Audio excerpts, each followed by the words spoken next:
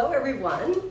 Well, what I'm going to be doing today, I'm actually in my new space at the salon, and I'm going to be showing you how to texturize a longer fine-haired lob.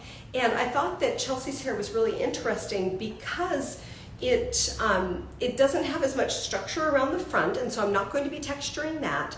And it has a lot of density in the back area. So this is what I've done. This is Chelsea, you guys. And we took her hair from about right there, Chelsea? We cut a good 10 inches off of it. And this spot just hit really beautifully on her shoulder line. So we wanted to keep as much structure and volume to the shape as possible at the bottom. So I wanted to keep the structure of her one length line, but I want it to move. Hi Ben, how are you doing? I'm surprised that you're hopping on here. What time is it in England anyway? It's nighttime, isn't it? You're done with work for the day. Okay, so what I've done is I've gone in and I've sectioned out the underneath. So I wanted to keep as much structure to this bottom line as possible.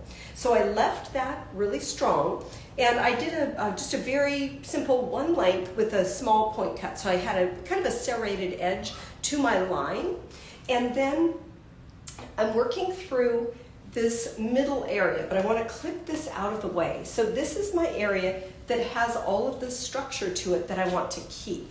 So let me clip this, and then I've already done the back cutting, and I thought I should have shown that.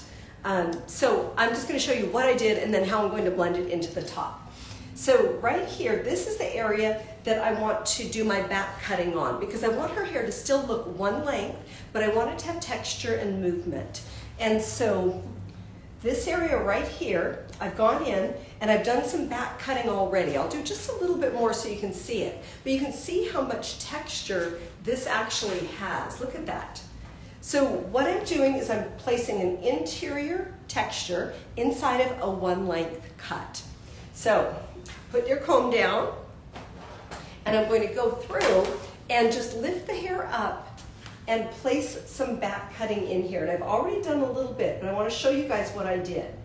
So just barely opening and closing my scissor just a little bit, pushing the hair out of the way. And yes, I'll be saving this live so that you can view it later, because I know a lot of people won't be able to be on for the whole thing. So it's not going to be very long. So I'm just coming in. I did all this back cutting through here. But remember, I've got the underneath clipped out of the way and the top clipped out of the way. So what this is going to do is it's going to give us texture and movement. And you can see what's going to happen in the interior of her hair when I let the rest of this down. So I'll take the bottom out and go ahead and let that down. And look at that. Look at all that movement. And then I'm going to drop this top. So this is the crown area. So I kept this out of the way so that we're going to maintain more of a smooth surface across the top of the hair. I wanted to make sure that I was going to have most of my texture in the interior. And I'm not going to texturize these front edges at all because the density isn't very strong there. So I don't want to remove the density and the strong feeling that we have in through the front. So to combine those two edges, what I'm going to do is I'm going to come in, pick this up, and I can see my texture underneath, and I'm just going to do maybe 2 passes at it. With back cutting, you don't want to break through that top edge. So just picking this up, I can see my texture fall out, just going a little bit here and there, because she wants to be able to wear this smooth as well as curly, but still have that one length feeling to it. So this gives you an interior texture that will help the hair to actually move. And you can see how much that's giving inside of her hair. So just a couple of pieces here and there. And what's funny is that Chelsea is actually from Texas, and she flew up here to Spokane with her friend April, who's getting her hair cut next. They've made an outing of it, and she knows what this technique is. She goes, "Oh, you're back cutting now." So she was watching that happen. And would I always do this dry? Yes, I would always do back cutting dry. If you do this when it's wet, you'll take out a lot more hair. So it's not that you can't do back cutting dry or wet, but I just prefer it dry. Okay, so we still have You can see that smooth surface across the top, but there's all of this texture and movement because we have that in the interior. So just coming around, she has a lot more hair on the left, so I'm going to do just a touch of back cutting as I move around here.